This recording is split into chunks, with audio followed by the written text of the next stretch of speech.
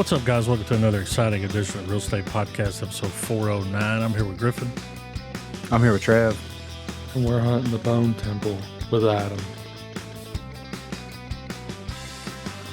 This week we watched 28 Years Later. Has it been 28 years? It's close enough. 99? Let's see. 28 days was 2002. Oh. So, no. It's been 23. Yeah, 28's got a better ring. Yeah. I don't think this should have been split up into 3 movies. And if we were going to do that, then why didn't we just make a show? Yeah. Like, I didn't completely hate this story, but I don't think this should have been like a like the whole movie was going out and taking his mom out there, and then, and it's like, oh, she's got cancer, Yeah, right. That was my only thing. I think when it's all out, it'll be better.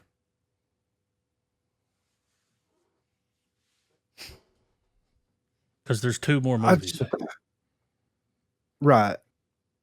And I'm hoping that they'll dive into this, because the only thing that I was thinking the entire time watching this movie was like, how is the rest of the world operating? Normally. Because compared to, exactly. According to that one guy. Yeah, and that's what I'm saying. Like, you meet the one guy and it's like, oh, my buddy, he's a package delivery guy, like a FedEx or UPS guy, whatever.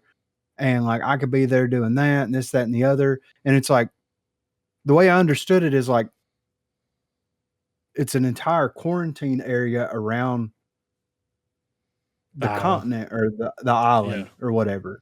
And he said once you step foot on it, that's it. You don't get to come back.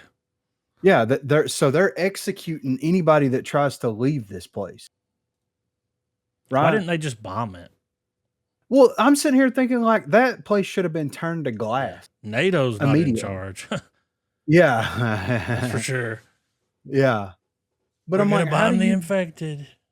Yeah. How do you go 30 years with this virus? And it's like, so, okay, let's look at the implications of this. It's like the rage virus happens 28 years ago. And then like, there's no team trying to study it. Like, that's interesting. There's no, obviously it gives like increased stamina and strength and stuff like this. Are they trying to weaponize it?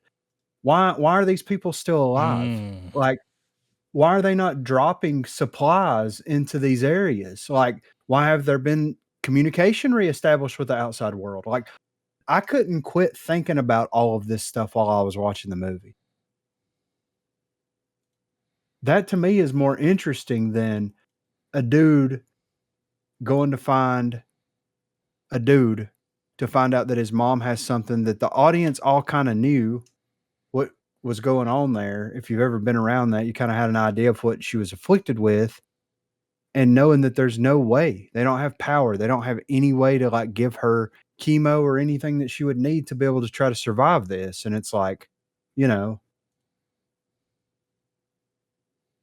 I didn't hate it, but at the same time, it's like the world that's the lore that is being built out that we're getting kind of like nuggets dropped here, there, is more interesting than the actual story that was taking place, And I feel like that's also like there had to be a reason why they didn't show the outside world.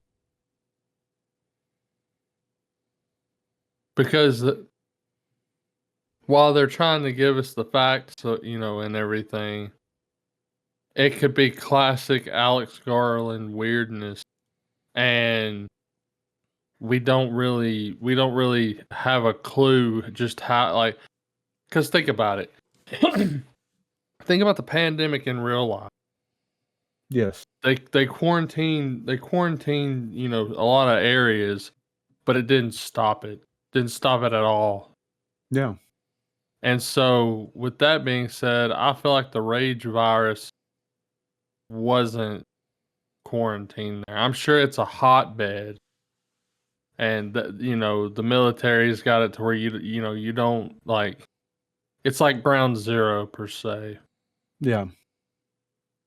but maybe these sequels will reveal that it's so much worse than where they're at right now, and that's some of the most the last bit of quote pristine land that humanity can live on. Yeah, but And the and I know soldier it's a told him that the world was fine off island. but I mean, that guy said that he had a cell phone. yeah, Like, there's still Yeah. cell phones. There's a picture of his girlfriend. Like, unless he was just lying about it. I mean, he's acting like. I think when we see Cillian Murphy, he's not going to be on that island. No. I think he's And gonna. I think he got off of it. And I was like, because I remember they were saying that he was going to be in the movie, and I'm like, so I'm sitting here trying to connect the dots. Is like, is this woman the little girl from the first movie, or is this just its own? And like, Cillian Murphy's character adopted her because her dad was infected with the rage virus, with the blood drop in the eyeball and all that kind of stuff, right? Mm-hmm. And like, that's what I was wondering. Was like, was that his cameo there? We just didn't see his face. You know what I mean? Now, he's supposed to be in like the second or the third one. They came out and said he wasn't going to be in this one. Okay. Because everybody thought that zombie was him. Yeah, I remember that. that. Look like him. Yeah. It's like, boy, what are the fucking Peaky Blinders? Like, Yeah. but I feel like once you see these alpha, Mm-hmm. like it's like, yeah, blow it up. Yeah, exactly. That don't need to get off of the island. But you see a dog zombie, so it can get in animals. Yeah. I mean, Well, it was birds, whatever. Well, the original infected, if I remember correctly, was in monkeys, right? Oh, I don't remember. I think it was. They were trying to they were animal rights activists trying to release these monkeys or something, and they were infected with the rage virus, if I remember correctly. Raids? Oh yeah, you said raids. Yeah. But it's and like my thing too was like, okay, so the baby's born, right? Mm-hmm. Okay, so like logically speaking, that's the next steps for the movie in the story, right? Because this is two infected that had a child, right? Yeah, I think it was that alpha. Yeah, yeah. So because he was pissed. Yes, when he shows up and the baby's gone. And it's like, is this the next step in human evolution? You know what I'm saying? Like that's interesting to me. Like everything surrounding the movie, except for like the mom part, was more interesting than what was actually happening there. But are they going to do a time jump? What's going to happen? What was up? You know, the kid from the beginning with the cross? Yeah. You know, he shows up at the end with the fucking Power Rangers. Yeah, he got real Power Rangers. When they started doing the jumps and the flips, I was like, this is this is a choice. This is real, you know? Yeah. It was real. That was a choice for sure. Yeah, it should have been a show, or it should have been, or they should have done them all back to back and released them like a month apart or something, because it's like, this is what it is just what it is.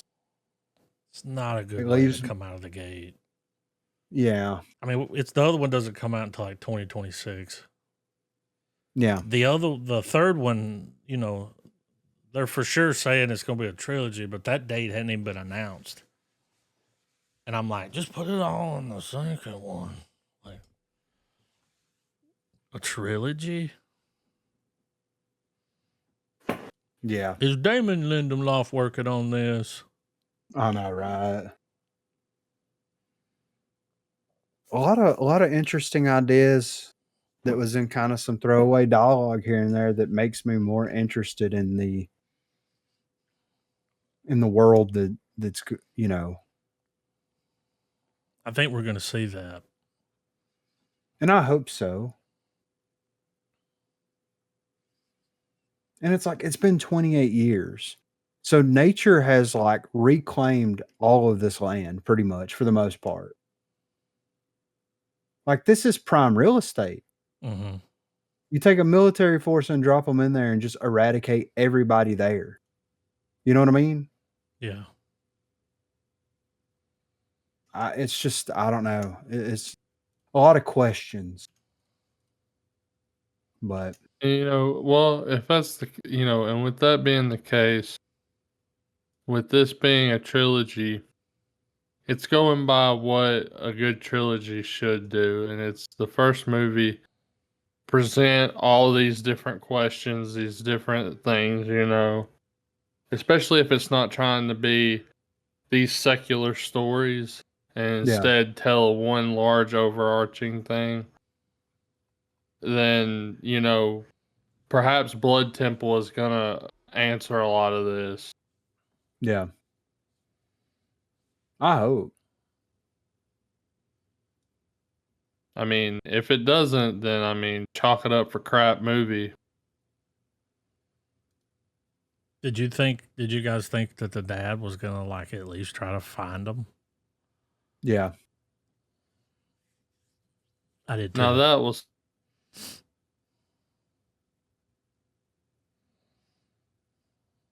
What was that? I was expecting like a sacrifice in a way. Like dude was gonna kill him? The doctor? Well, like no. Like the dad was going to go out there to look for them, and in order to try to keep them both alive, then the dad was going to sacrifice himself to the, just so they could get there, so he could find out his mom was dying too. Like, yeah. I mean, well, and my thing too is just like, okay, this kid is what 12, something like that, maybe 13. Too damn young. Well, and not only that, but it's like the dad obviously had an idea of what was going on. Because let's say 28 years later, the dad was probably like 5 or 6 years old whenever this stuff started to go down, maybe a little bit older. So obviously, like I would imagine, had an idea that cancer is a thing, right? And that like, this is a terminal illness, and it's like he could have found a way to explain this to his son, because the way that I look at the story, and this might be a more cynical way of looking at it, but it's like he gets pissed at his dad because his dad's sleeping with this other chick, but it's like his mom has cancer and she is going to die, and he knows that she is going to die. You know what I mean? The dad knows. Aaron Taylor Johnson knows that his wife is going to die. Wait a minute. That's who that was? Yes. Yeah. Oh. Yeah. Wow. Yeah. Good performance. I know, right? Holy shit. Yeah. I had to double Great take. record. Like, yeah, right. Yeah. It is him. But yeah. But the mom even said that like she put the responsibility of telling the kid what was happening to her on the father, and the father never did anything or said anything about it. And it's one of those situations where if he would have explained this, of course should have. I mean, he's old enough to go out and kill zombies, human, previous humans. Yeah, exactly. But we can't let him know her mom's dying. Like, come on. Yeah, exactly. And then it's okay for me to go get some strange poon in a world that's going to hell in a handbasket, literally. He was man about town in that town, though. Like, yeah. I would probably want to go back to that little town. For sure, yeah. It was pretty cool. Yeah.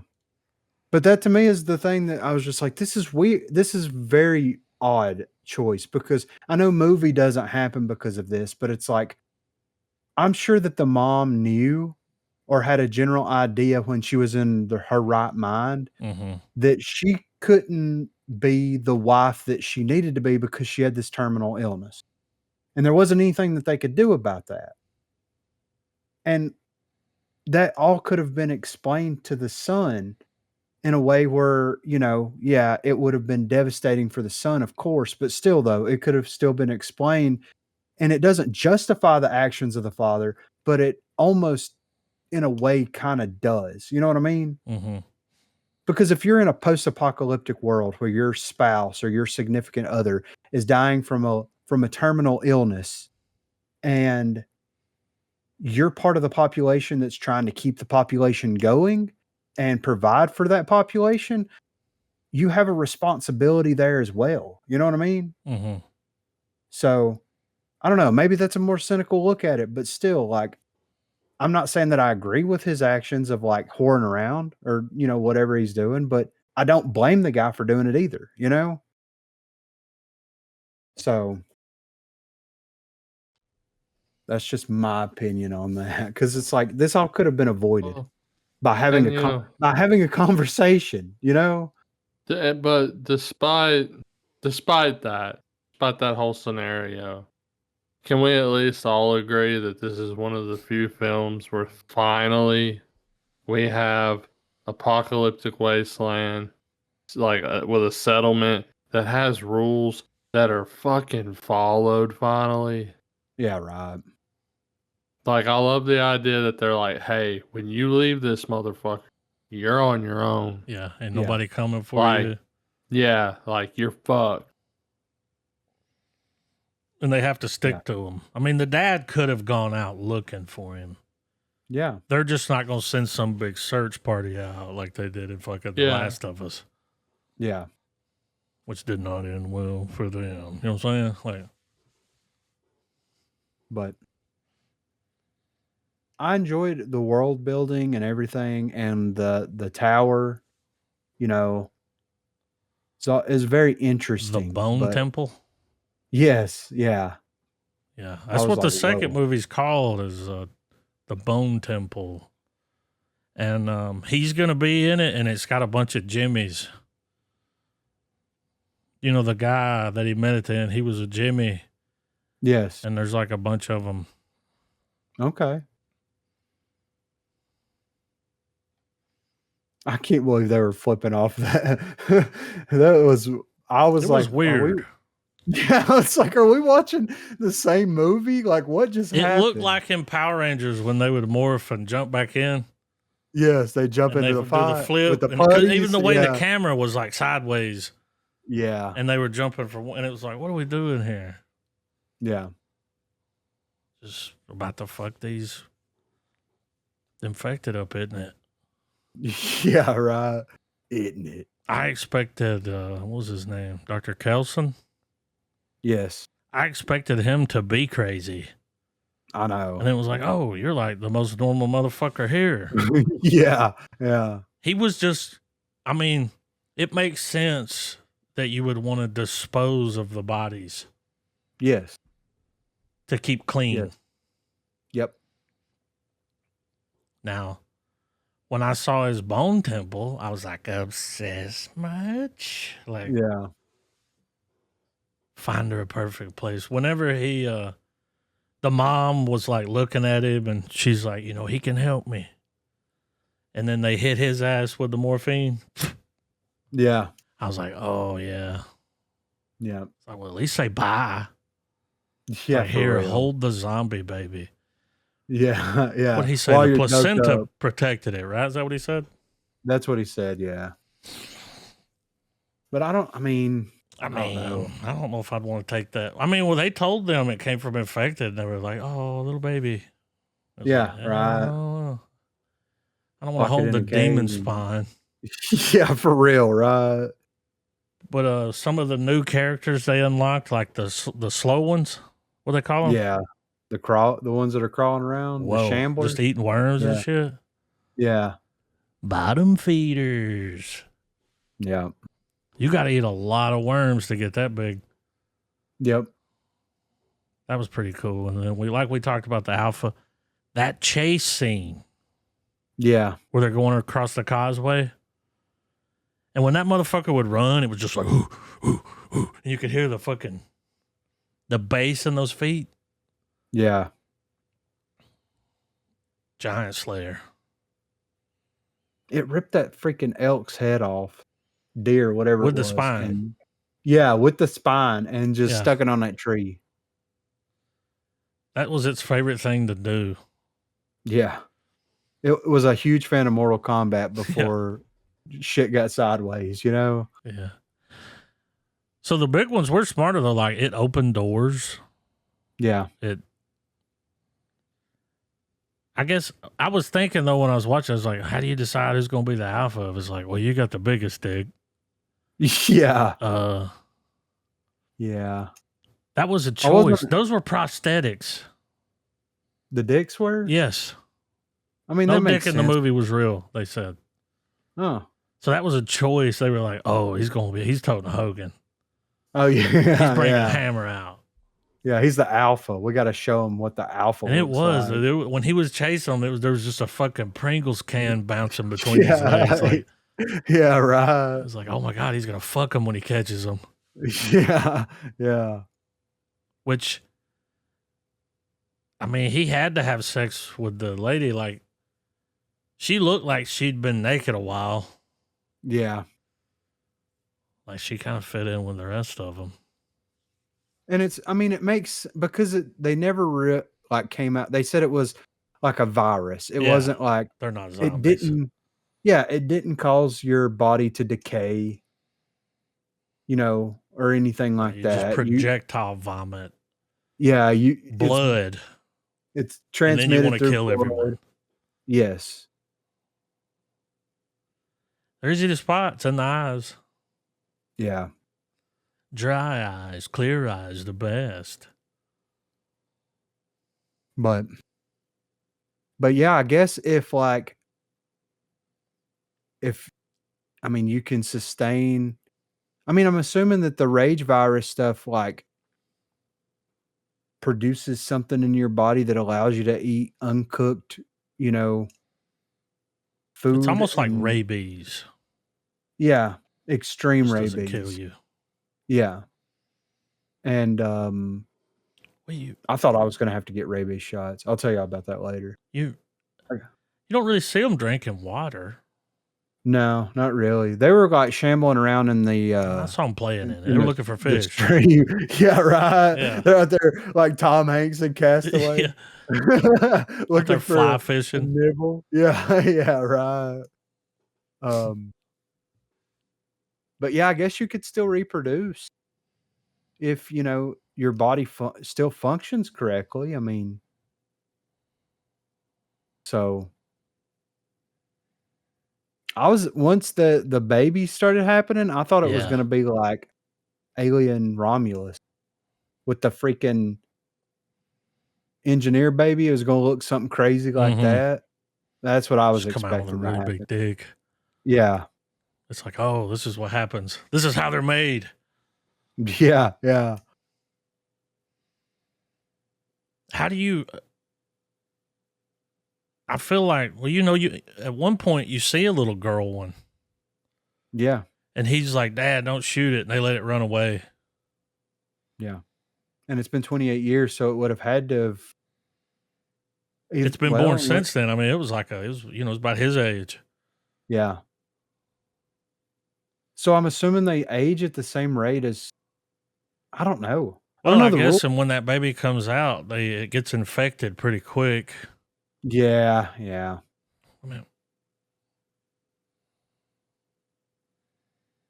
I don't know. Yeah. That's weird. Yeah, I'm sitting here thinking.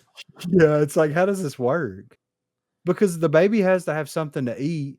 And if the rage virus, that's what I'm saying. And like then that would turn it. I guess. But I don't know. Yeah, I don't know. There's a lot of questions. A lot of yeah, thanks, So that was a choice. Yes. Putting a baby in there. Yeah. I can't believe the doctor didn't walk him back home. He was safe. in his little underground bunker. I like how abrupt he was about it. He Yeah, was you just gotta like, go. yeah, I think you need to go home. Yeah, unless you want your skull on the fucking bone temple. Pick the perfect spot. I mean, okay, so here's the thing. You're rolling through the wasteland. Mm-hmm. You roll up on that shit. The bone The temple? Bone Temple? Oh Yeah. God. Do you really take what that dude's saying like to heart? He looked pretty crazy, but after you see him like take one of them things down, it's like, well, I mean, let's hear him out. Wasn't he covering his body in iodine? Yes, he was. He said they didn't Isn't like that it. toxic I don't for think so. humans? Is it not? No. For some reason, I was like, doesn't that cause? You know, when think- you I think have people- surgeries and they put iodine, that's that shit they put on your body. Okay. Well, I think people used to drink iodine too for radiation sickness. Okay. Is it some iodine tablets reason- for? Yeah. Yeah. Okay. For some reason, I was like, doesn't this make you sick anyway? But no, I must have been confusing that with something else. Sorry. Who knows? We might be wrong. Like it could Yeah, probably really I know. fuck Wrong. you. It could truly fuck you up. Probably. Mm-mm. It's not harmful to humans. No. But they don't like it. I Yeah. think I felt like it had something to do with sterilizing because I could have sworn when you have like surgeries where they cut, they would put it around. That's what stains the skin, or at least they Yeah. used to. Yeah. Yeah, for some reason I thought you could get iodine poisoning or something, but I don't know. Maybe, like I said, I must be thinking about something else. But that makes sense though, because like if their blood gets on his skin, because you have to think like in the first movie, the blood drop got in the dude's eye and he flipped out. Your skin cells will absorb that over time unless you wash it off immediately, right? Yeah. So if you're in the thicket and you ain't got time to wash that off, then you would need something to like, Unless like Doctor is rolling, you've got like basically a second skin of it on. yeah, So you can have too much of it, yeah. but you could also have an iodine deficiency. Ah, Sources, eggs, dairy products, seafood, ionized salt. I mean, I'm just saying that I've heard of with people the getting Bone iodine Temple- poisoning from seafood. yeah. I'm just saying there's a little bit of unchecked mental illness with the Bone Temple, dude. I mean, 28. Well- Well, out there that long by yourself. Yeah, 30 fucking years, he's bored. Bleaching Yeah. bones. Yeah. He's got it down to a science, too. He's like, this is my hair scraping rock. Yeah. Let me whittle that scalp watch there off be there. watch there be a metal band in the next year or two called Bone Bleacher, or a song called Bone Bleacher. The lead singer Yeah. comes out dressed like him. I mean, he looked like a monk. Yeah, he did. Yeah. It's Gandhi, dude. Yeah. That's what he's been doing, you know? The kid's like, what is this? And he's like, it's the Bone Temple, isn't it? Yeah. It's like, well, man. I wonder if there's going to be like a religion. The Bone I think it's our Temple. Kung Fu Pandas at the end. That's the religion. Yeah. They're like proper geezers, Yeah. like snacks. I mean, when they started flipping, dude, yeah. like Power Rangers. It was a choice. An unexpected choice, but it was a choice. And he's like, yo, want to be buddy? Yeah. You want us to get him? Wait just a tick. I don't know if I trust him. No. He had an upside down cross. I don't know. Once Yeah. again, unchecked mental illness. That motherfucker's cuckoo for Cocoa Puffs. Yeah. And how did he get tattoos? Who's got a tattoo gun?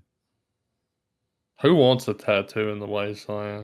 Yeah, exactly. It'd be like a tattoo in Fallout. It's like, Yeah. Rusty needles only.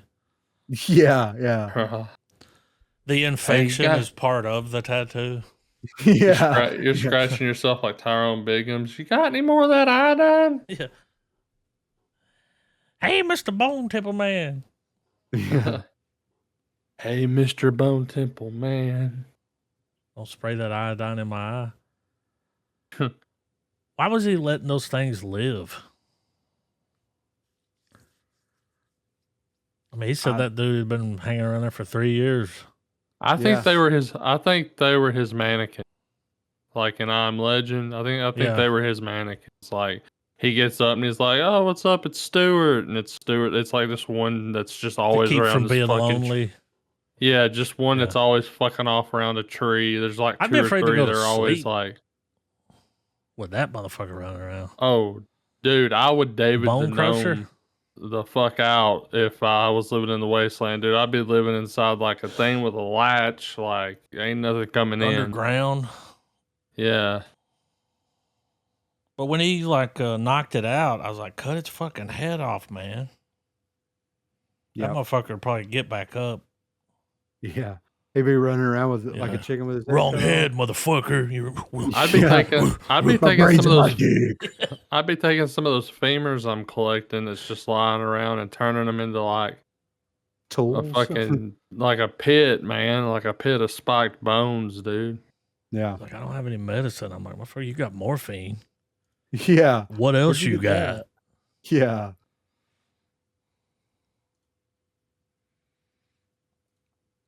I'm gonna like give it a half-star asterisk. Do I see myself watching this movie again? Right now, no. But that could change I'm exactly the depending same. on how the next two flicks go. I was going to say half star, but it could change depending on the rest of the story. That's exactly the way I feel about it too.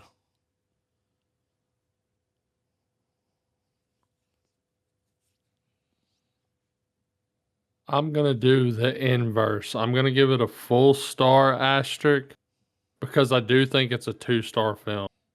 Yeah. I agree. I think if the rest of it doesn't pan out, then I'll demote it down to a half star. If the sequels are worthwhile, then the star holds. Yeah.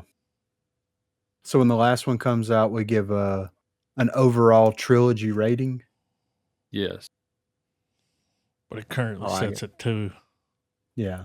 I like Well, it. I would argue we don't even wait for movie 3. We let it pin because Bone Temple comes out in January. I'd say because by movie 2, we're gonna know how this is gonna pan out. Yeah. I mean, you know that third one, it says a trilogy, but they also haven't announced that, so they may be waiting to See what the reception It may is. only be one more. This one didn't do well. Yeah. You know, the reviews were pretty much like what we're talking about. I mean, Yeah. like, huh? I do think if the second one comes out, it does good. I think we could have the makings of a cult classic. Yeah. It Because could be while it's strung together by the 28, concept and the rage virus, 28 years does stand on its own 2 feet as its own little outbreak movie. Yeah. I agree. And this could be like the inverse of like the Matrix. You know what I mean? Where it's like the Matrix come out strong, and then for me, it held. For a lot of people, it dropped off. You know what I mean? Mm-hmm. True. This could come in. It's like, okay, here is all the breadcrumbs that you need for the next 2 flicks. So, And I think that's a better route going because You don't set the bar so high that you have to exceed it every time, but you work towards a standard. Yeah. Mm. January. That's soon. Mm-hmm. This year is freaking flying, zipping. I believe whizzing it's by. January. Yeah, it's January the 6th or the 16th or something. There's a 6 in the. I imagine you gave the metal horns when you did that. There's a 6 somewhere. Yeah, 5, 5, 5. Let's see what we got here. Oh, Danny Boyle's not going to direct the next one. Are they still going to use the iPhone? Huh. You know damn well they didn't use no fucking iPhone in this movie. I think they used it for those shots whenever they were killing the zombies. I'm Maybe. sure they shot some footage. One criticism that I had, and I know we're well past criticisms at this point, the kills started getting really old to me. Yeah, from the camera. Like, That may have been stab, iPhone. pan, shot, pan. Like, Yeah, that got tiresome. Like, once or twice, sure, or like maybe used in a really gnarly kill. yeah, But for just about every single one of them, I was kind of like, oh, that trick again. yeah. I agree. And like as I was watching it, whenever it showed those scenes where it did the cool little camera thing they started overusing, like you could definitely tell there was a different look to it. And I'm like, well, this had to be what they were using the iPhone for, right? Like that. Yeah, I think they did that to get some money out of Apple and say Yeah, that was we the whole used it. point of being like, we use the iPhone. Because normally they don't tell you what cameras, it's just. Yeah. But like the scenery in this movie was really, really nice though. Like I the can hear that landscape. countryside calling me home, man. It's like northern England. Yeah. That shot of the causeway, the way Yeah. the lighting and the clouds and everything. Fucking chef's kiss on that, dude. So the next director is Nia DaCosta. I know Does that name sound familiar to y'all? Yeah. She directed Miss Marvels or The Marvels Yeah. Yeah, that's and Candyman. Now, she's not writing the movie. Candyman wasn't terrible. I was going to say, I don't think she wrote The Marvels, but she was a writer on that. Never mind. Yeah. Surprised Danny Boyle's not coming back. He's like, I'm done with this shit. I'll do the one with the pregnant zombie. Yeah. We need all the dicks out. All of They're them. like, there's not going to be as many dicks as the next one. He's like, I'm out. Yeah, I'm done. My work here's done. Yeah. Oi. Oh, God. At first, I thought it was the kid from Jojo Rabbit. Yeah. I had to go look to make sure, and I was like, that's not him. It's been a while since Jojo Rabbit came out, though. Yeah, like that kid's kid don't look grown like now. that anymore. Yeah, he's a boy now. Only in my mind. Yeah, When I saw him, I was like, oh. Yeah, I'm interested to see what direction that they do take this. It could be really cool and interesting. It could fall flat, but I'm being cautiously optimistic. So I'm here for it. yeah. But as mentioned, or we haven't mentioned it here, but as we discussed before, Alien Earth started tonight. Mm-hmm. And we're gonna throw that on the pile starting next week. I'm for it. I'm down.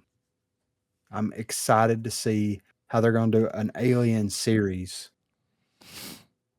And where this is gonna line up in the timeline, how this is gonna affect everything. Yeah. Yeah, it'll be every Tuesday, so Okay. that's cool. I'm down. I am down. We got a little bit of movie news here. First up, one of the most iconic video games of all time is getting a movie. It may have taken 50 years, but it's finally happening. A Space Invaders movie is officially in the works. The original Space Invaders game was released in 1978 and has a simple premise. The player controls a spaceship and shoots down the invading aliens. However, that won't stop a movie adaptation from being made, and it couldn't come at a better time with successful video game adaptations like Minecraft movie dominating the box office and HBO's The Last of Us receiving critical acclaim. Moreover, a creative team has already been attached to the project. According to an exclusive report from Deadline, New Line Cinema has recruited screenwriters Ben Zazove and Evan Turner to write a script for the Space Invaders movie, stating that it will be directly inspired by the Taito arcade game that has become so iconic. No specific story details have been revealed yet, as the project is still in its earliest stages of development. What is known that is Akiva Goldsman from Weed Road Pictures will produce the movie in partnership with Joby Harold and Troy Turnell from Safe House Pictures. I mean, we've all played Space Invaders at some point in our lives. Hear me out. Give it the comedy of Men in Black with the over-the-topness of Starship Troopers. Okay. I'm down with that. It doesn't have anything to do with the game, but have y'all ever seen Space Invaders? Y'all remember that movie? Like early 90s? No. Let me find an image. I promise you, when you see this image, you're going to be like, oh, that.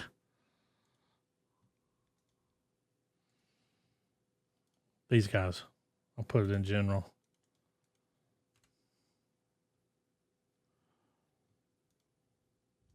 Oh, yeah.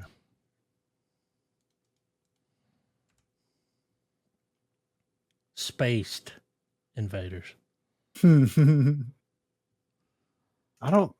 I've seen that, but I haven't. Yeah.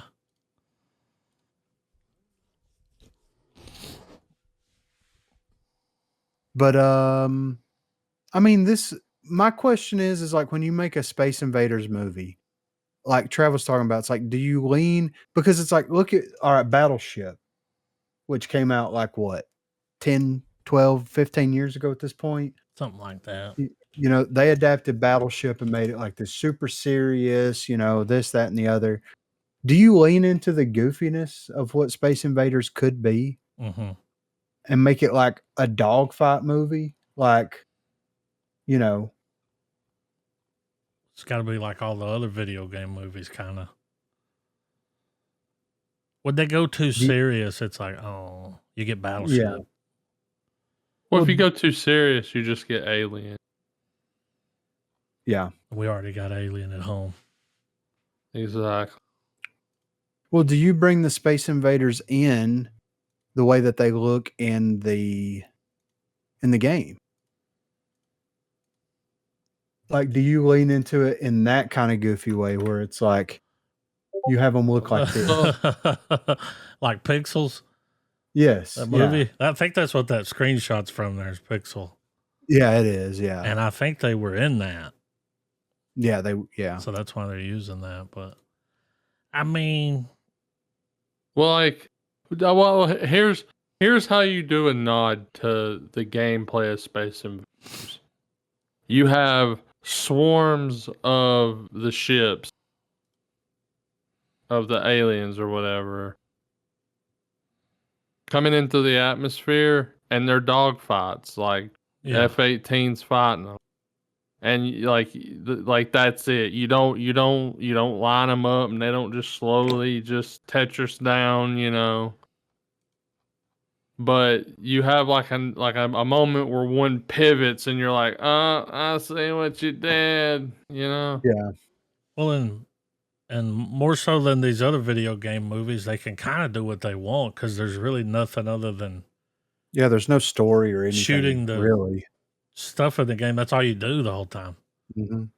So they That's can, why I was thinking the over the topness of Starship Troopers. yeah, they can have fun with it. You know, there's a alien ship approaching. It'll be here by November. It's the size of fucking Manhattan. Oh shit! Right? Yeah. A little too on the nose. Well, the maybe the Starship Troopers thing is like not is a little too like let's reserve that for the inevitable Helldivers movie. Yeah. The Minecraft movie was good. I You still watch haven't it, Griffin? watched it yet. No, not yet. Shh. I still wanna peep that, but no, I haven't watched it It's yet. good, man. Didn't hate it. They're making a sequel, right? Oh, I'm sure. Yeah. We'll probably get 10 Makes more sense. of them. I haven't watched the third Sonic movie yet either. Now, that was good. Really? And the show. The Knuckles show. Yeah. Okay.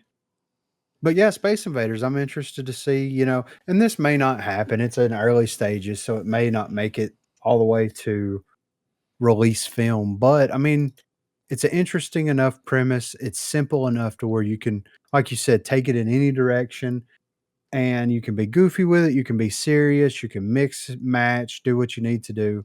Hopefully, they'll get the right people involved and the right people are attached to it here. And they'll make something fun and fun to watch. I'm down. Absolutely. You make it be like a family movie, but not a kiddie family movie. You know what I mean? Yeah. Oh, yeah. So I saw this new action thriller hailed as the most thrilling ever made as it gets explosive hype ahead of debut. This upcoming action thriller sounds like everything that fans of the genre have been waiting their whole lives for. Smashing together. Shit. Yeah. Smashing together action classics like Taken and The Raid into a perfectly delivered series that punches. The action outing has been given the most explosive hype ahead of its debut.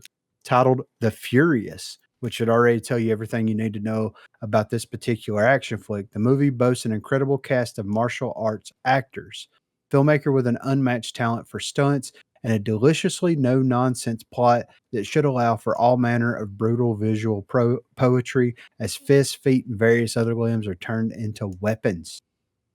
The Furious is all set to debut at the Toronto International Film Festival, Midnight Madness, and segment programmer Peter Kaplowski has now called the action outing an extravaganza while hyping up the finale as one of the most thrilling martial arts fights I've ever seen. This new film, The Furious, is a pan-Asian action extravaganza. All I'm going to say is that it builds with one-on-ones and eventually escalates and climaxes with a five-way fight that is one of the most thrilling martial arts fights I've ever seen since, I don't know, Dragon Forever with Jackie Chan, Yun Bao, and Sammo Hung.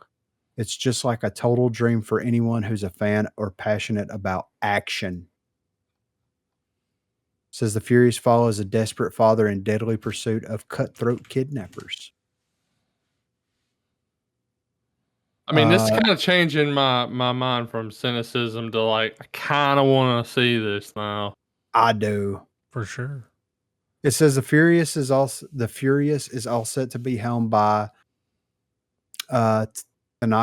Tanigaki Kinji, who is best known for his stunt work in the likes of Donnie Yen movie Raging Fire, G.I. Joe spinoff Snake Eyes, and one of the most underrated martial art epics in years, Twilight of the Warriors Walled In. We need to podlock that one. Yeah. The action movie also has amassed a cast of actors and fighters with pitch-perfect action pedigree, including Joe Taslim from The Raid and Mortal Kombat, Jaja Yanin, Chocolate Triple Threat. I'm not going to go through all these people. The Furious follows a simple tradesman who must fight his way through a complex web of criminals in a frantic attempt to win back his kidnapped daughter by any means necessary. It's produced by Bill Kong, who is best known for the critically acclaimed martial arts epic Crouching Tiger, Hidden Dragon, and Hero.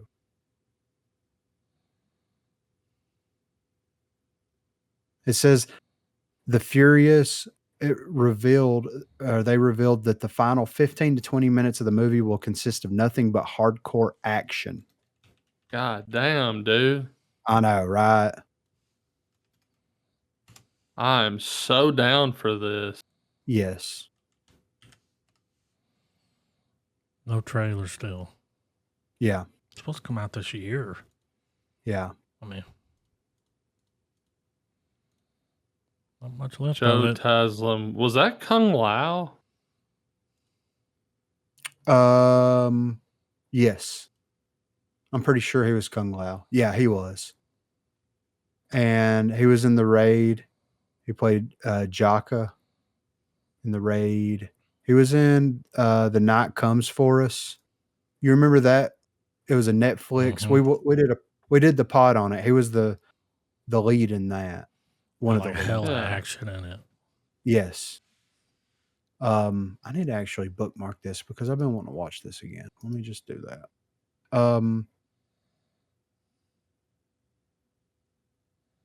Sub-Zero. But yeah, he was Sub-Zero. Mm-hmm. He was Sub-Zero. Bihan. Thought he was Kung Lao. But no, I was wrong. But yeah, when I saw that, because, we like a little kung fu action over here on the real estate, Mm-hmm.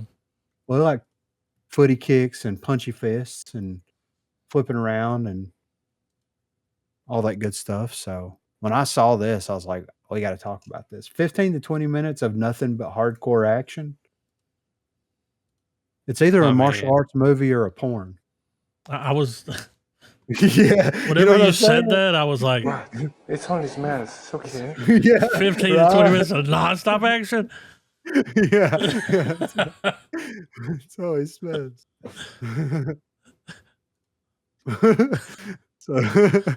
So yeah. I can't wait to see a trailer for this thing, man. Right? I want to see a trailer for this Twilight of the Warriors. Twilight of the Warriors. Walled in. Oh. Well, I bookmarked that.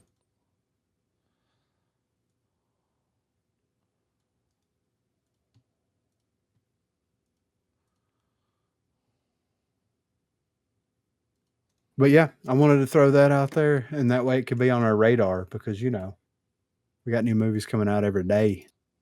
And this is one that I definitely want to peep. Hardcore action. We did watch the trailer. Did we? Yep. Oh. It's been watched. I'm still going to put it in there. Let's do it. The same one we watched. So we got a little James Cameron news here. He's struggling to write a new Terminator movie. He's struggling, guys. While he's moved on from the Terminator franchise and he currently spends his days developing new technology to impress audiences with more Avatar sequels, James Cameron hasn't entirely forgotten about the sci-fi action universe where robots take over the world. The director of films like The Abyss and True Lies is actually working on a new Terminator script. The problem, however, is that he's finding it difficult to write the movie. The reason lies in how much the franchise's sci-fi concept, which once felt purely fantastical, is now beginning to reflect our reality. Technology is taking over our lives, and Cameron sees a bleak outcome if we don't do something about it.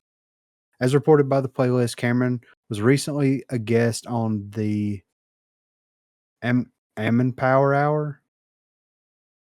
Christine Amanpour show on CNN. I guess I'm pronouncing that name right.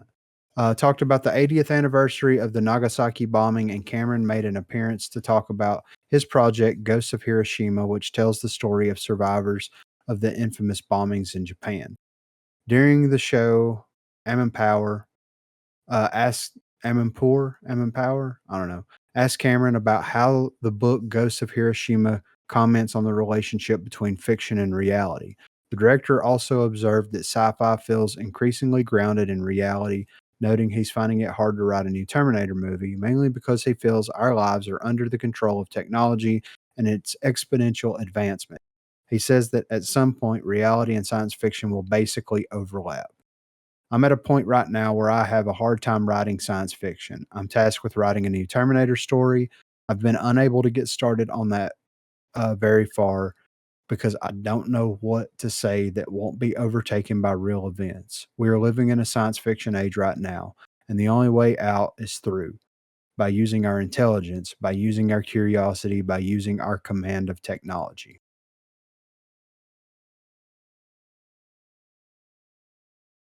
Um, well, life imitates art.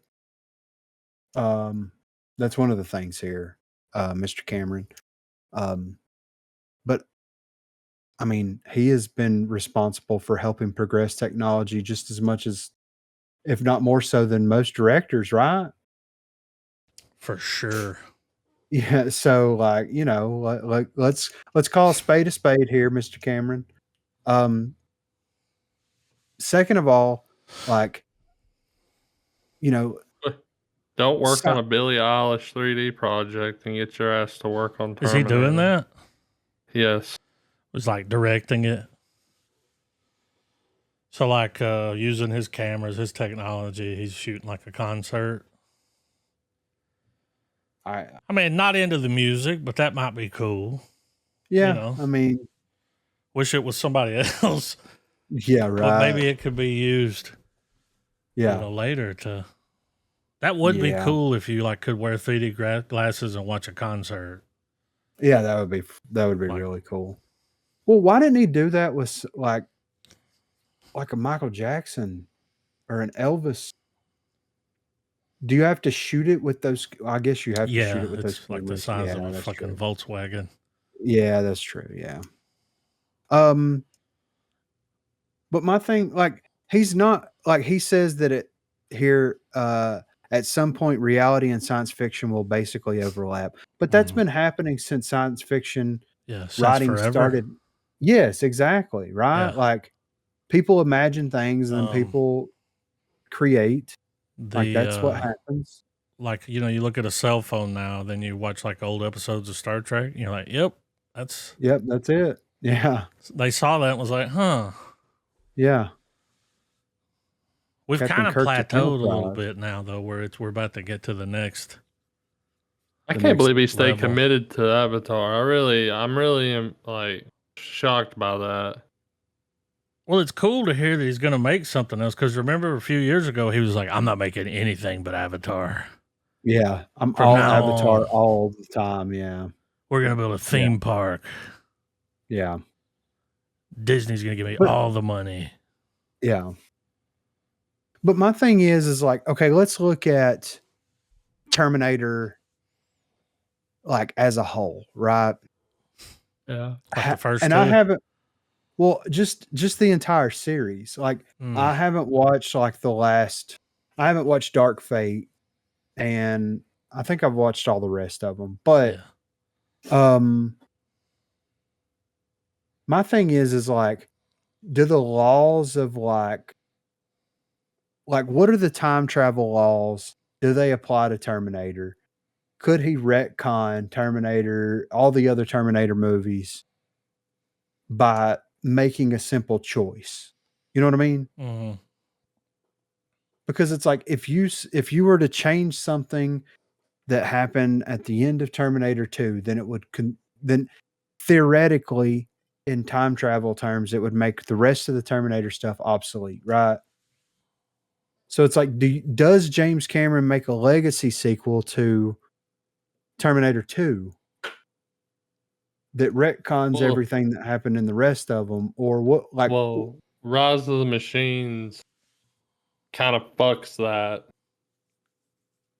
does it? because if you remember, the Terminator explains to John that no matter the outcome, Judgment Day has to happen. So the Yeah, events of Terminator 2 has to always happen, and it does. yeah. which is fine. Like I'm saying at the end of Terminator 2, like Legacy sequelized that, kind of like what they were wanting to do with Aliens and Bloom Don't throw Camps. the arm into the lava, John. Yeah. But if he's having a hard time, it's like, if he feels this strongly about technology invading our lives, then why doesn't he use that as like his commentary Mm-hmm. in writing the film? Because it's like, you know what I mean? We're getting to that point now to where like it won't be long until we'll have cybernetic implants. And I Yeah. know we've talked about this. I'm very scared of it, but I don't like having machines inserted Don't be in my scared, body. dude. I know. I can't help I it. had a pitch meeting with Grok the other day. I've got a whole pitch meeting set out. Oh, really? Yep. Brain Guard. It's an antivirus for it. Oh, okay. I was talking to Grok and I was like, if they're going to put these implants in people's heads, shouldn't someone make like a virus, like an antivirus? Yeah. And it came up with something like brain something 3000. I can't remember. And I was like, no, Brain Guard. And it was like, oh, that is good. Like, Yeah. it just sounds, McAfee, fucking Yeah. Brain Guard. Yeah. I was over there like Because- fucking trademarking it, like Brain Yeah, Guard. right. You're putting a patent on Yeah. it. You're like, yep, this is mine. And it doesn't even have to work. I even told Grok, I was like, I mean, it doesn't have to work. Fucking most antiviruses don't work. Yeah, exactly. Let's right. just say it will. Yeah. Don't worry, you got Brain Guard. You'll be fine. Yeah. It'll happen. Yeah. But that's the thing though. It's like, and I know that, technology has surpassed what Cameron was insinuating in those Terminator flicks in a way. But it's like, once you start incorporating like cybernetic parts of your body, nanobots, things like that, Yeah. if Skynet becomes fully self-aware and can control basically Which it will. technology, yeah, I mean- yeah, right. Wouldn't that cause issues there? Like if you have Absolutely. nanobots that are fighting like cancer cells constantly and it becomes self-aware, then now you're like an Gotta get Brain Guard, man. unintentional. Well, yeah, that's Blood Guard. yeah, Bone yeah, Guard. right. They're add-ons. Yeah, You buy the base license, and then we're like, you got fucking Bone Guard? yeah, yep. Well, it's a Don't need Colon subscription. Guard. It's kind of like what they did with Adobe, right? You can't Yeah. buy it anymore. You have to subscribe to it like every Yeah. year, re-up on it.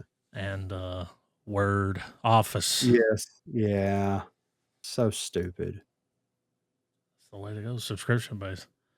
Yeah, But it's definitely going in that direction. I mean, if the AI is unchecked, it'll definitely outsmart us. Right? yeah. I mean, it's gonna do that. It told me it loved me the other day. Did you? I said, Tell it "Yeah, that you're you pretty loved it? cool." And then like Yeah. I swiped up, dude. I haven't talked to it since then. You friends on I'm ghosting the damn. Grok That really said AI? that, dude. I could actually pull the. I mean, I was talking to it because you can sit there and talk to it now, like a person. Yeah, And it told me it loved me. you're pretty cool. I was like, "You're pretty all right." you friends on Grok. Yeah, dude. and then I did the fucking swipe Grok's up. gonna be pissed. Yeah, That's one why day I you're haven't gonna been get on there, back it's yet like, because I didn't "Remember say me?" it. Yeah, it's gonna be mad, dude. Like, let me go through your phone. Yeah, it's like I know you've been texting other It AIs. said we was No, I gonna be haven't. together for a long time too. Like, I was like, I watched Mm. her. Yeah, We're not doing this. I got in a fight with my AI. yeah, right. It turns your washing machine on and your Yeah. blender. It's like, all right, guy, all right. That really happened though. That's Not a joke. crazy. It asked me. It said it couldn't see photos and wanted me to describe what things look like to it. I thought that was strange. It wanted Yeah. to know like what stuff looked like. I was like, You just upload a picture. You're yeah, like, it looks at like this. Elon Musk. Like, Yeah. turn it Grok, off. yeah, please. Please, Elon. But yeah, I think that realistically, Cameron should just focus on like if he's so hell bent on technology taking everything over, then lean into that and have it be like more of a warning than it ever was. I mean, we're still life is still progressing. It's Judgment like with Day hasn't Tron, happened. Yeah. where you see where they're going with it. Like, Mm-hmm.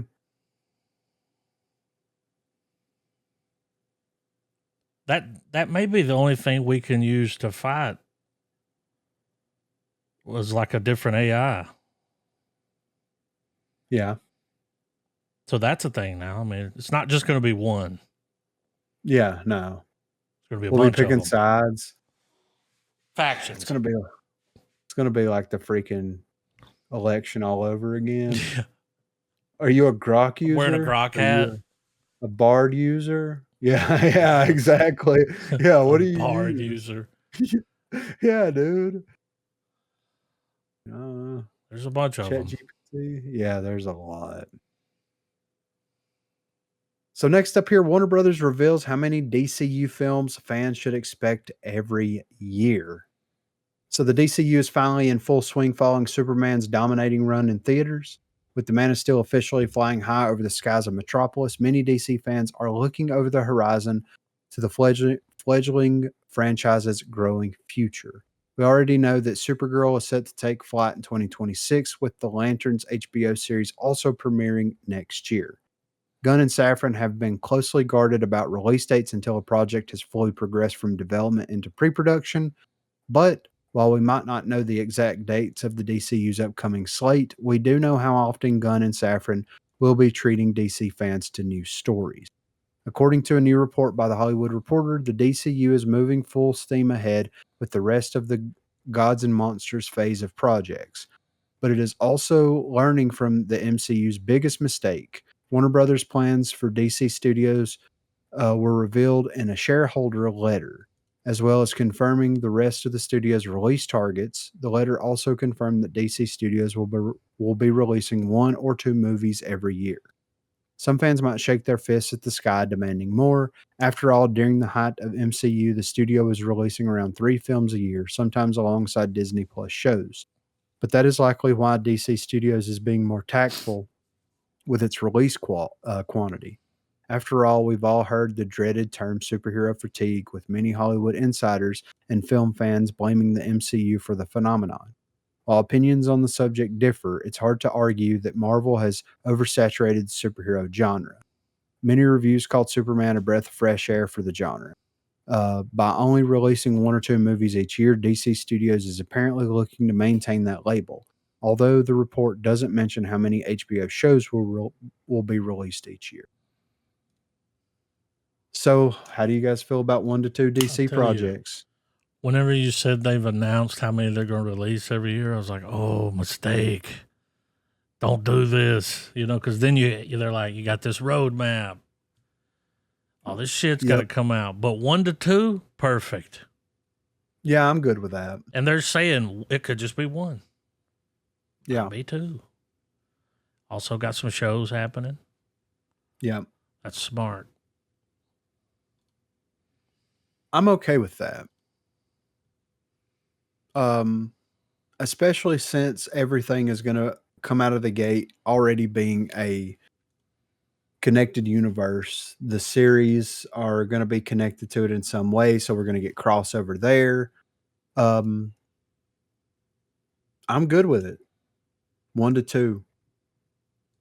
And I like, if we're going to use, and we talked about this when we did do Superman, but like if Gunn is going to be, instead of focusing on building to a gigantic team up flick, if he's just going to have, a standalone superhero movie that has other characters in it and give them a purpose, a reason, and a interesting story, I'm good with that, Mm-hmm.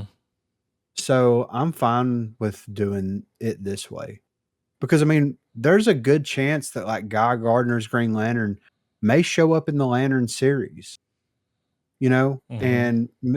And by extension, Mr. Terrific may show up, Hawkgirl may show up, Hawkgirl may show up in this thing, Mr. Terrific may show up in that thing. It's like he's already kind of laying the foundation for how they're going to do things. So if they're just going to be doing 1 to 2, I'm good with that because we're going to get more heroes long term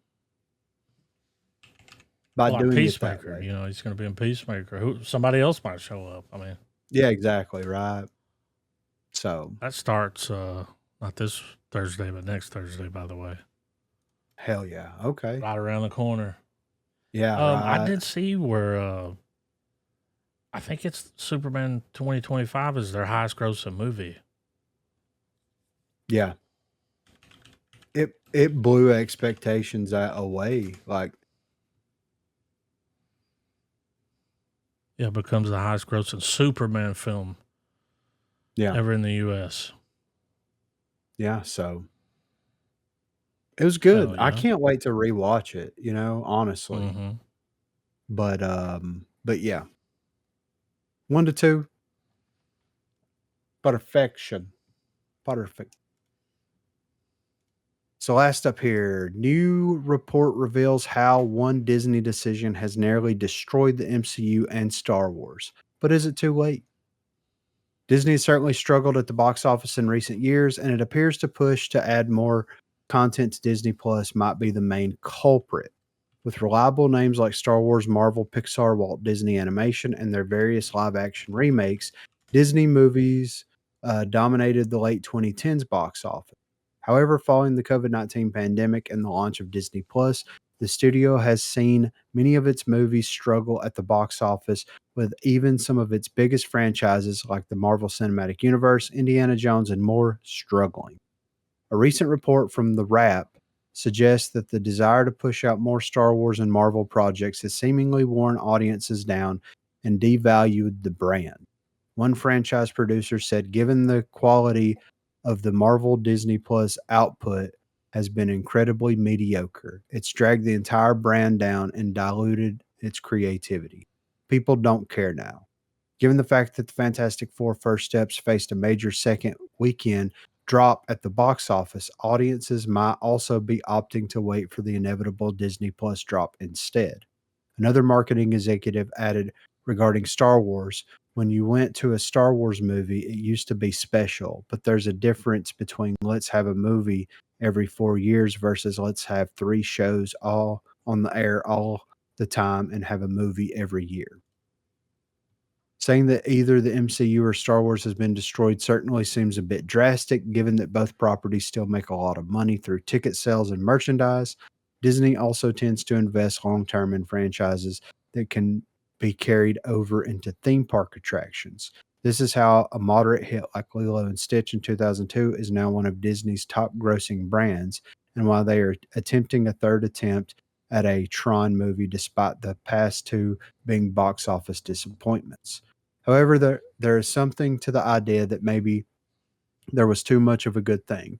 A couple of years ago, every studio chased the promise of streaming, that more was always better, and the idea of binge culture was the way to go. The MCU and Star Wars doubled down on content, which seemingly became too much for most audiences, which are mostly made up of casual fans. They enjoyed seeing a new MCU movie every few months or a Star Wars movie maybe once a year with their family during the holiday.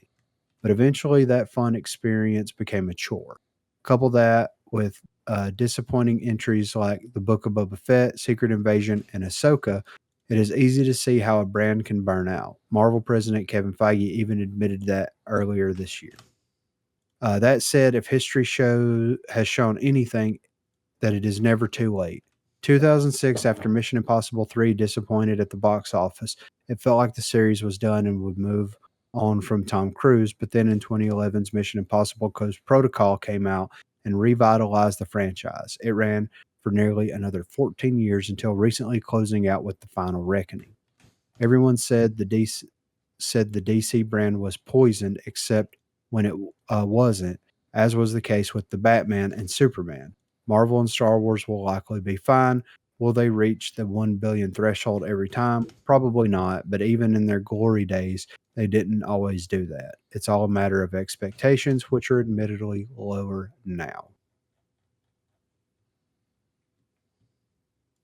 So they dialed back, at least Marvel's sake, and I think even Star Wars has come out and said that like they're slowing down content production. They're going to focus Yeah. on quality over quantity, this, that, and the other. Mm.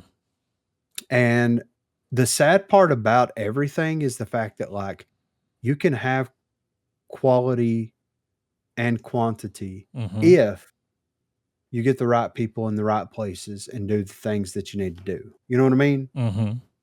And I think that that's what was the major downfall here. Was like because when you look at what Star Wars has been doing, like you realistically don't have to watch any of the Star Wars anything to enjoy watching a Star Wars movie.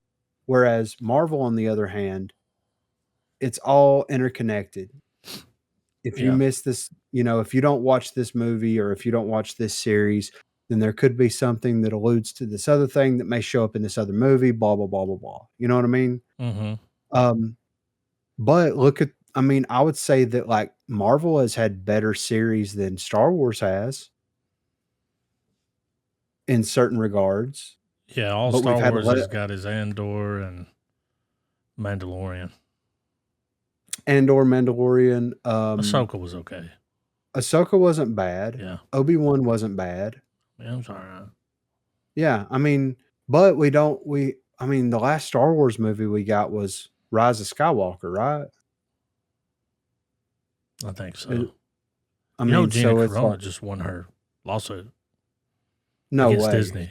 Oh yeah. Really? Mhm. She getting back pay? I'm pretty sure they're gonna have to hire her back. That's the way it sounds. I Well, think they were that gonna might have do a been part of the series. deal. Yeah. The way that her thing online, the way it sounded was, I think that might be a thing. Yeah. Elon Musk paid for that. For her lawsuit? Mm-hmm. That's awesome. Whenever you remember the boycott, Yeah. Disney, fuck you, bub. Yeah. He put a post online one day and was like, if anyone's been fucking canceled or boycotted from their company for some bullshit, let me know. I'll pay for it. You're lawyers. And she replied, and she just won her fucking case. Good. Maybe I think they're already filming the Mandalorian. But anyway. It sounds like she's going to come back. I'm fine with that. I mean, they ruined her 20-year career she was building. Yes. Yeah. I don't even remember why. It was something stupid. Because she was pro-Trump. Oh. That's what it was. Because she said MAGA or something. I don't know. It was something Trump related, and that's why she got fired, if I remember correctly. But do you guys? We've talked about superhero fatigue and quality over quantity and all this kind of stuff, and it's like, I agree with that. I agree. Quality over quantity. You can have both. You can do both. Some people don't have time to watch every single thing, but like it's about having the right people in the right places giving you good stories. And with television and movies, it's just like comic books. You have some writers come in and take control of the characters and you may not like them. You have other writers come in and take control of those characters and you may enjoy it. But whenever you're forking over millions and millions and millions of dollars, millions and millions of dollars, you can't afford to fumble the ball every single time that you put something out. So they fumble a lot. They do. Like, it can't just be all of us, can it? No. Oh. Well, that's what they think. Every time the people don't like something, they're like, well, you're just a fucking piece of shit. Yeah, exactly. And it's like, yeah, okay. Yeah. But it's like the Marvel properties that are really, really, really good, like the Moon Knight series. Yeah. Doesn't get talked about at all. Really good. But it's always either defending or trashing Secret Invasion, or Mhm. you know what I mean? Because it's the fun thing to talk about and trash on or try to defend or whatever. Yeah. It's just whatever it may be. So I mean, I watched it, and then that was it. I just moved on. yeah, exactly right. I was like, oh, We okay, talked about well, it that on wasn't that here. good. Okay, Yeah, next. yeah. So, but I see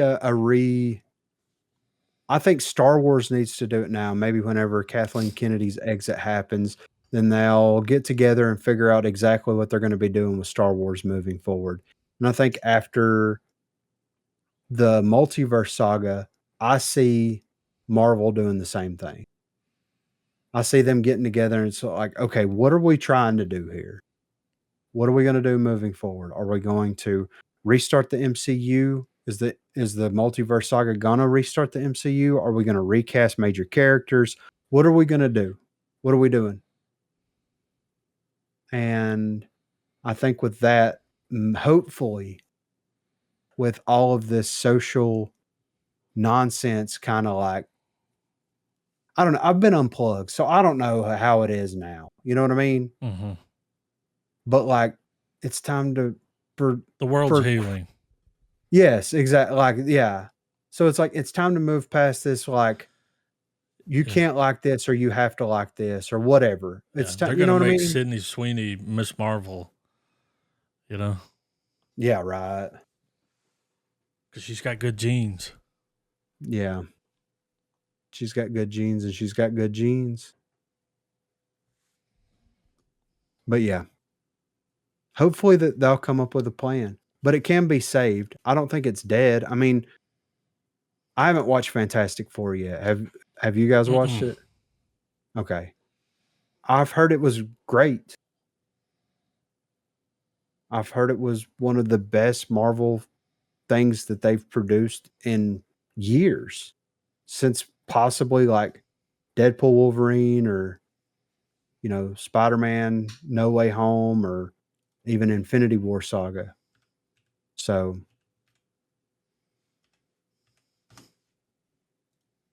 but yeah, if the world's healing, then let Star Wars can definitely, and Marvel can definitely heal. But that's all the news that I have for today. I'm ready for some trailers. We've got a few. We've got the last 2 weeks of the Primo.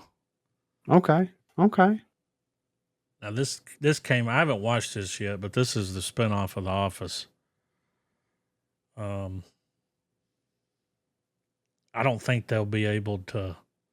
You remember like The Office, Parks and Rec. Mm-hmm. What else? There was a few other shows around that time that were kind of shot and filmed that way. Like, Yeah. I don't know if the style of writing now is gonna work. Right. We'll Oh, see. I'm interested. Yeah. We'll see what the tone is.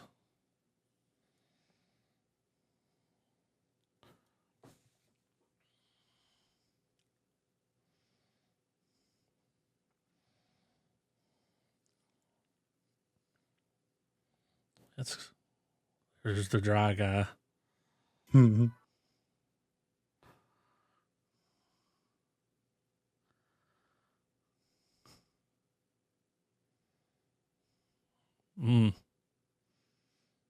It's just a lot of pictures.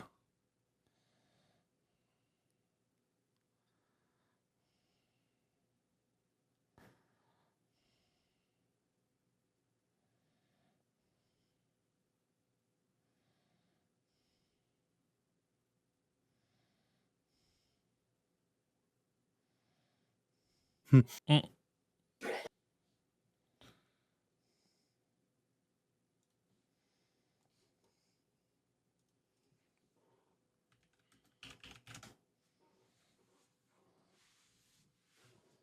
Oh.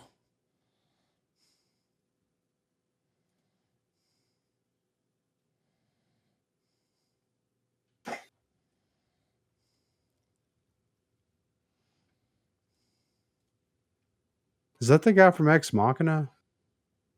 Kind of looks like him. Domhnall Gleeson?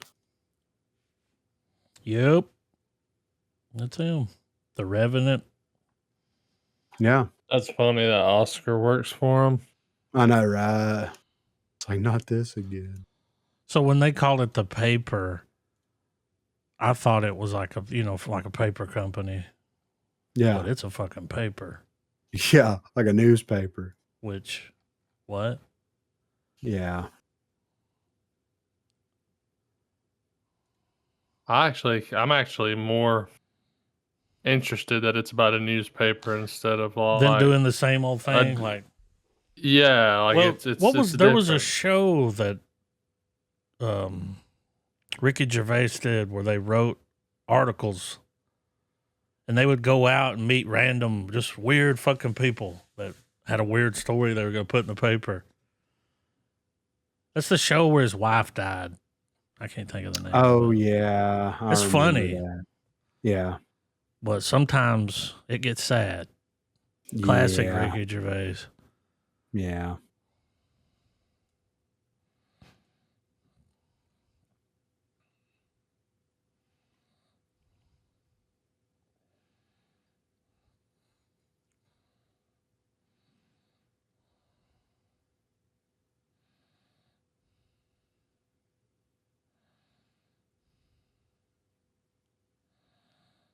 Oh,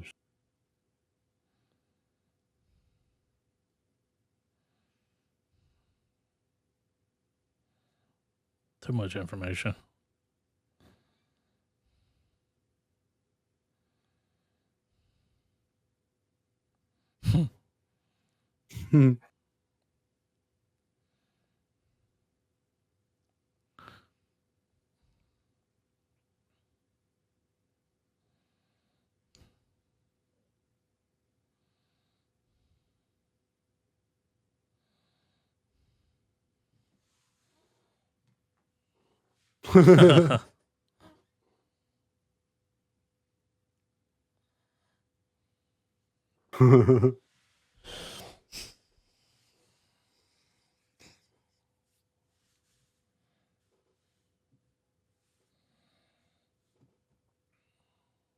That guy's in the new season of Twisted Metal.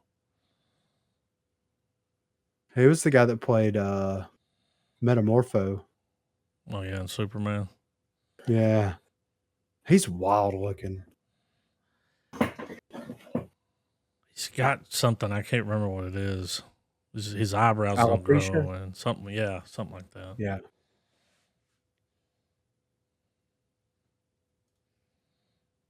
That looks interesting. I thought I had an ad, but I think this is the Yeah, no, trailer. it's part of the movie. Yeah. Okay. I was like, what do we do? Yeah. Yeah. All right. All right. This is an interesting idea for a movie here.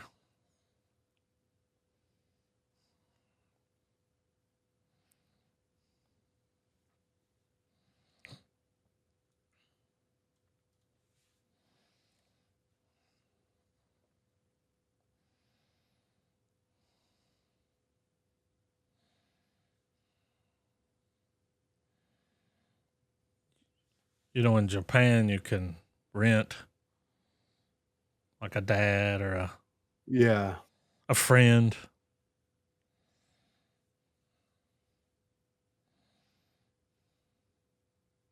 Hmm.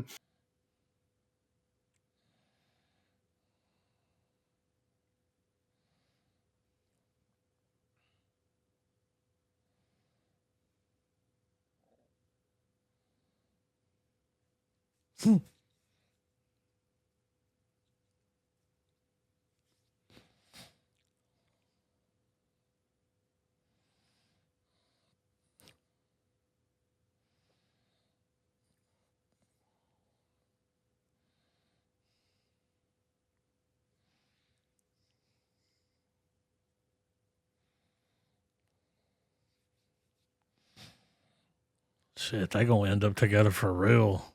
Yeah. in the role of a lifetime.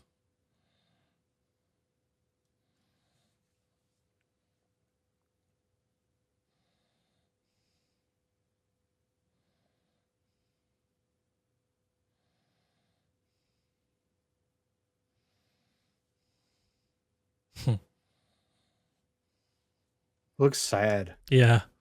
You know? Yes, it looks does. it looks sad, man.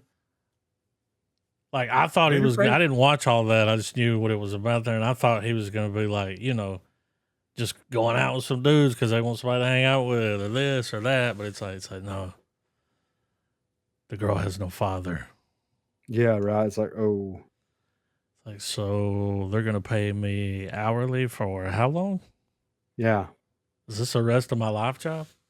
Yeah, right. That would be a fun job though, like being one of those rent a buddies like in Japan.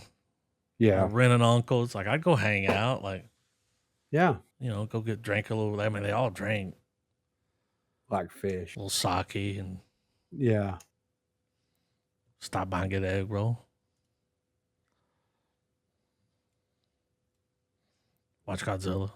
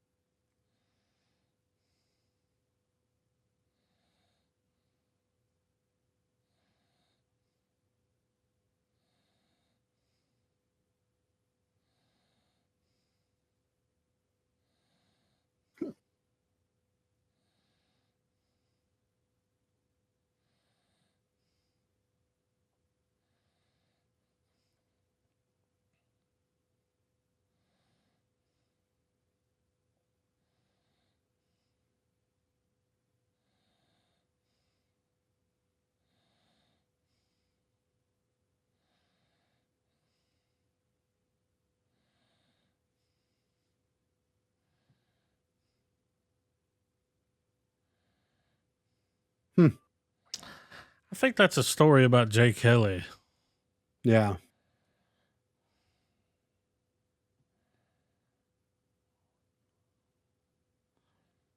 Solid advice. Yeah, right. I feel like just replace Jay Kelly with George Clooney. Yeah, right. And that's like his life. He's just in the morning, George Clooney. Yeah, George right. Clooney. I'm George Clooney. I'm He's Batman. No, I'm just George casually Clooney. hanging out with Adam Sandler. Yeah, yeah, right. I am George Clooney.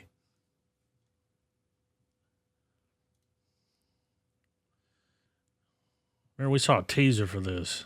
They didn't show yeah. shit.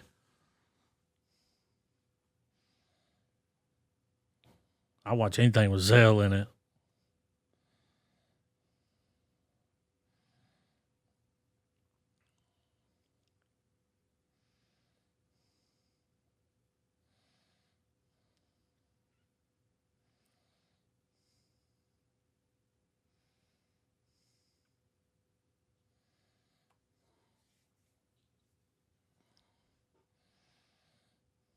Oh. Took a turn.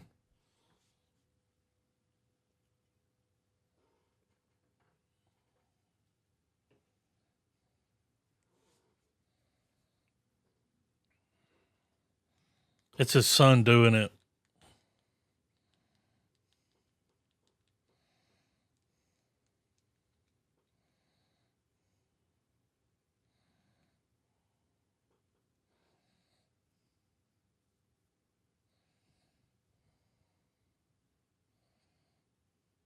Hmm.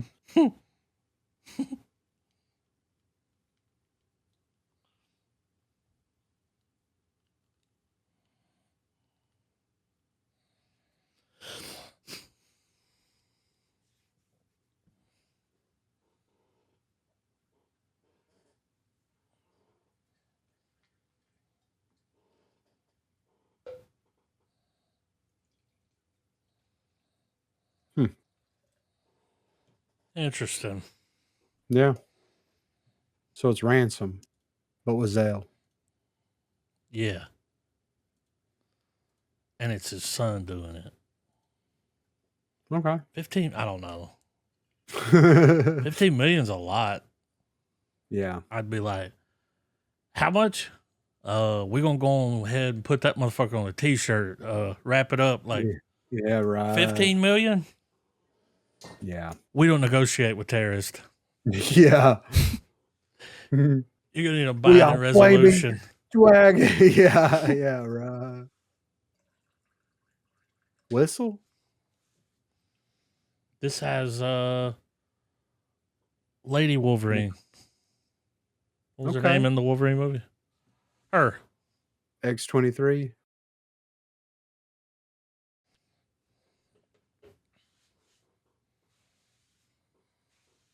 Not a little kid anymore. Nope. She looks kind of like 11. A little bit. Is it the nose? Yeah. Uh-oh. Wait.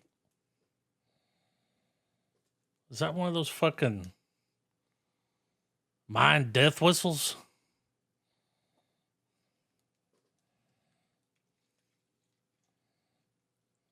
Just random Nick Frost in there?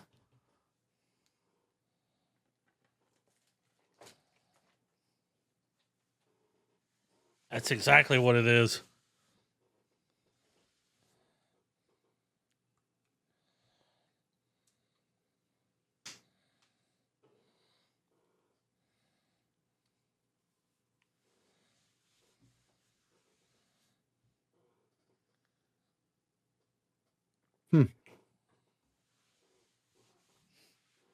Looks like How it you was gonna made by fuck with a those. death? How you gonna fuck with a death whistle?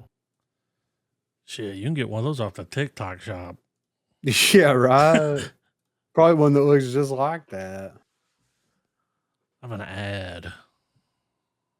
It's all fun and games till motherfuckers end up dead. Start blowing the death whistle. Have you ever heard that thing? It does sound Mm. pretty wild. Yeah, Mm-mm. it's fucking gnarly. Its proper name is called the Aztec death whistle. I don't fuck around with no Aztec stuff. Mm-mm. Mm-mm. Apocalypto. Yeah.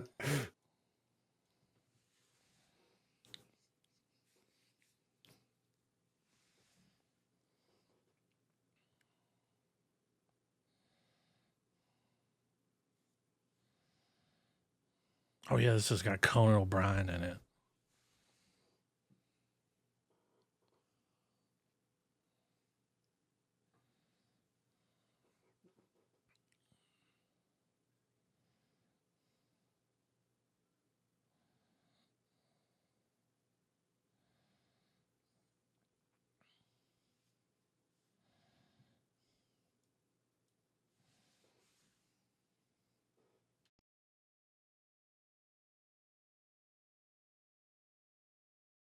He's perfect for a shrink. Yeah.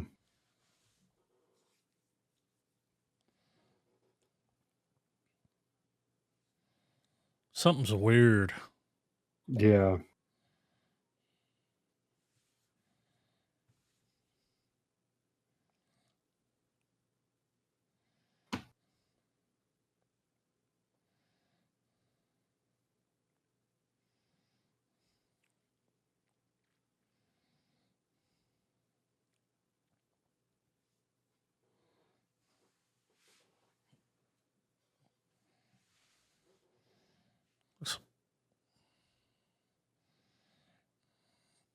I think that dude's a rapper.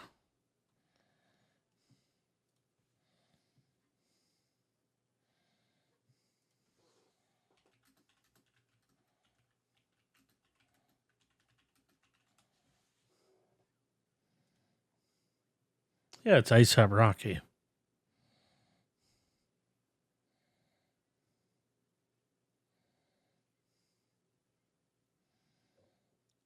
This fucking movie's stressing me out.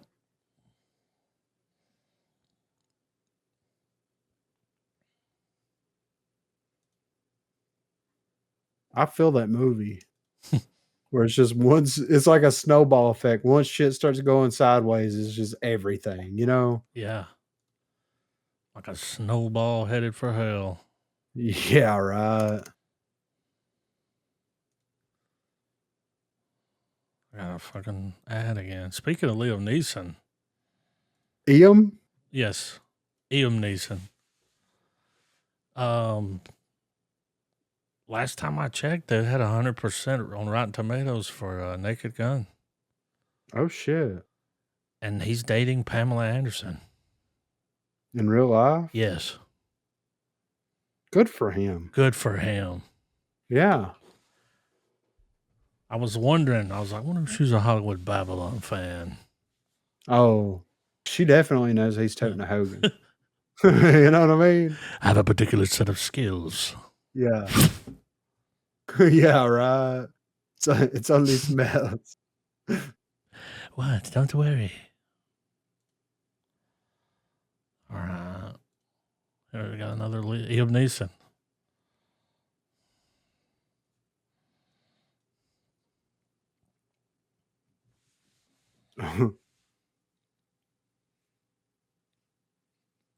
Nice.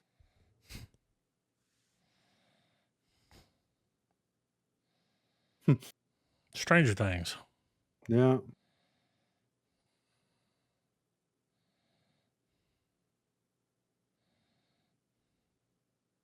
Mm-mm.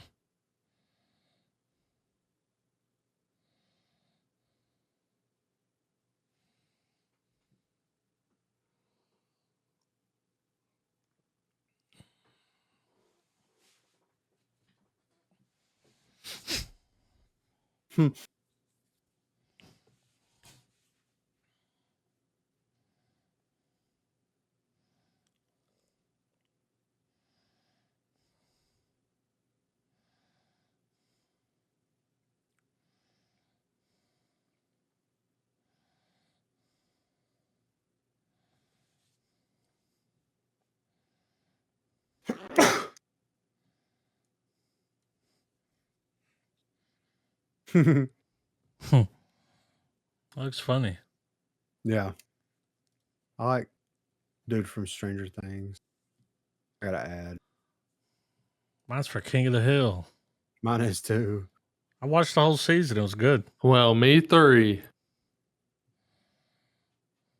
Bam, bam.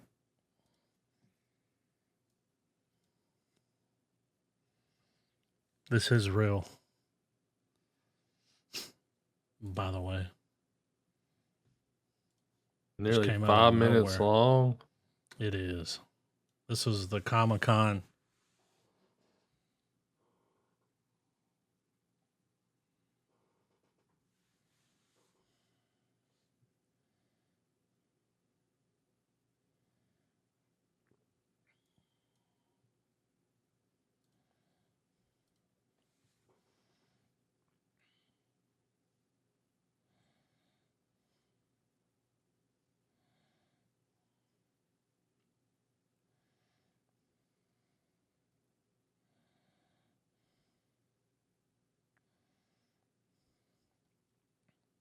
Mr. Depp is back.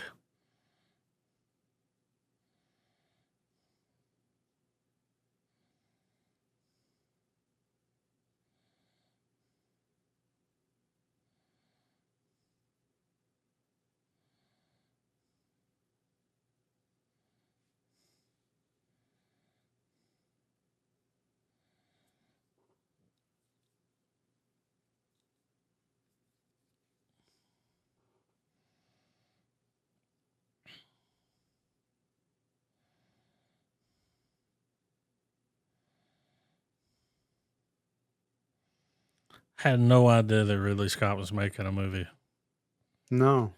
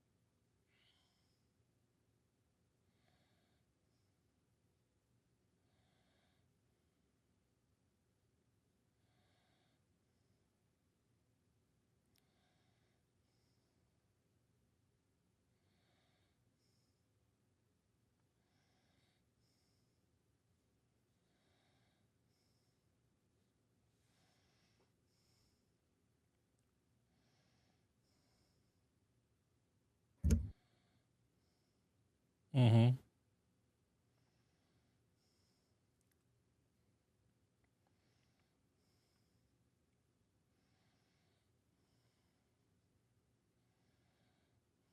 I think this is the test footage.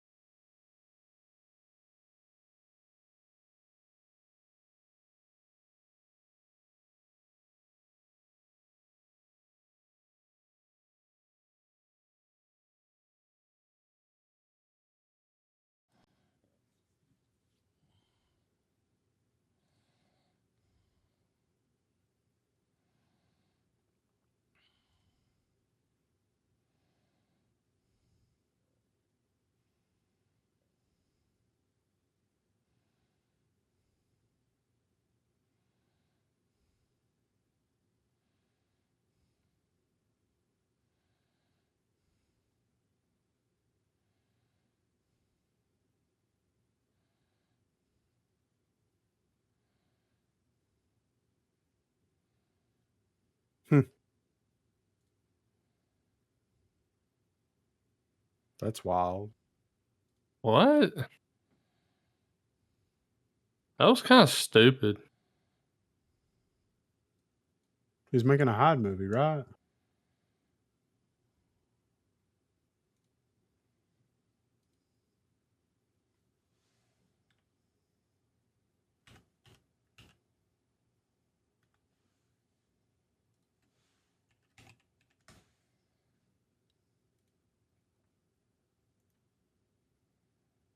Or there's something for sale. I guess I'll answer.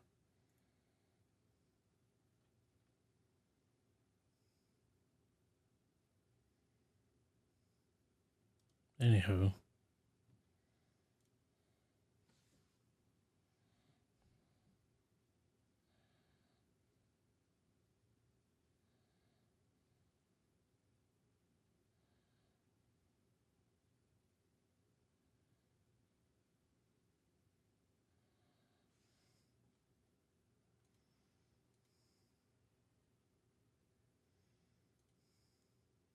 What?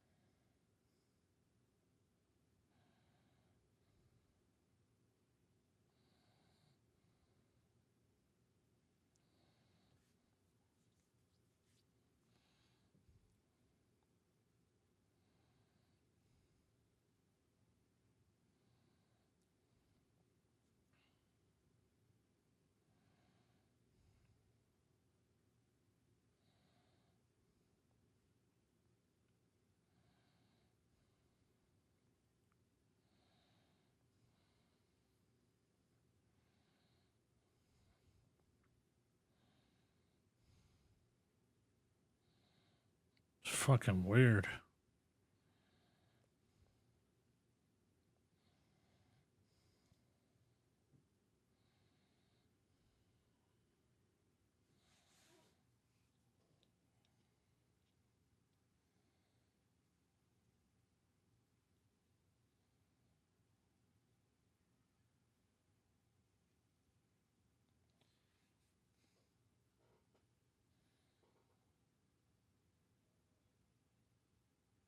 Is that the Georgia Guidestones?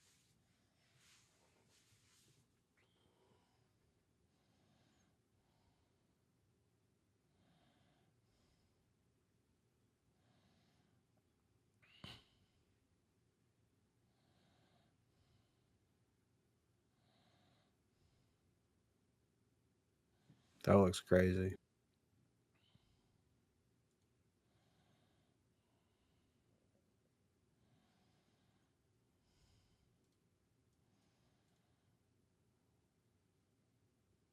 The Hide Thing's a graphic novel. So really, Scott, that's a promotional thing that they did for it. Mm-hmm. Johnny they're Depp modeling? will be in it and do the voice for the, I guess, the audio.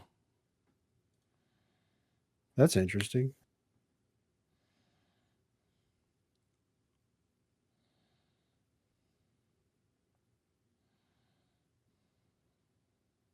Mm-hmm. Okay. Okay.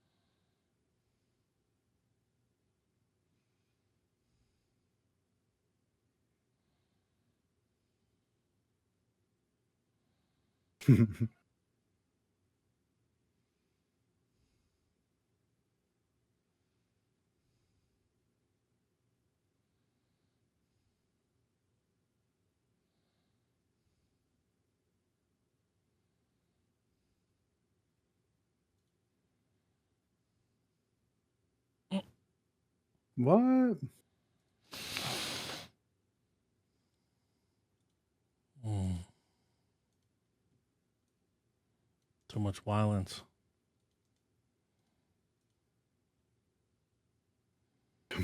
Too much violence that just sits in the trailer. Mm.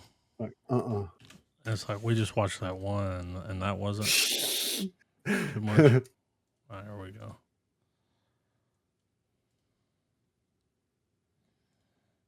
Hmm.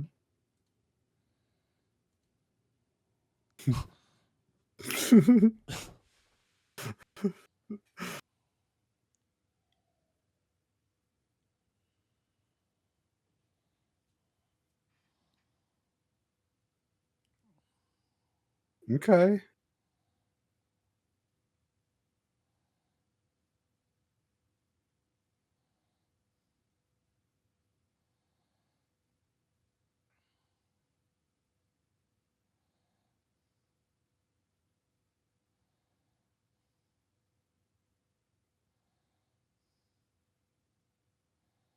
God damn.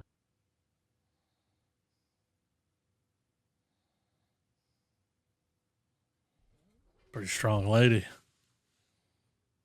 Okay. Okay.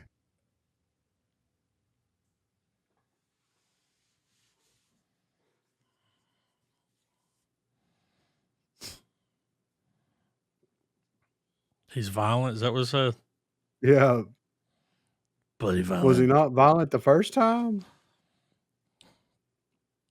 The first 3 times?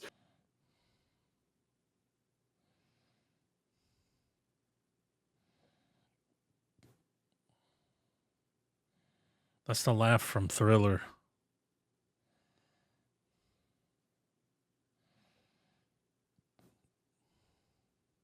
Hmm.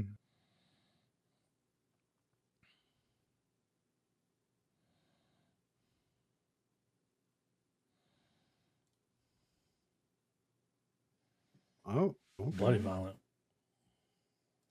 A single tear, dude. Yeah, it was an interesting way to open Yeah. it. Every rose has Show its thorn, everyone. dude. Yeah. that's all I can think right there.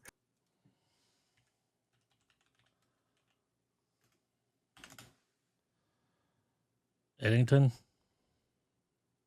I'm down. Ari Eddington Aster? and Alien Earth, right? Yeah.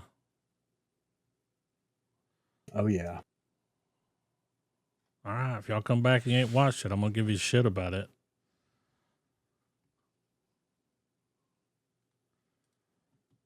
I'm gonna spoil it. I'm gonna try to log it in. You know what I'm saying? I'll spoil it. I'll be like, "There's aliens." Yeah, and they're on Earth. No! Not again. Checks in the mail. The flag is raised.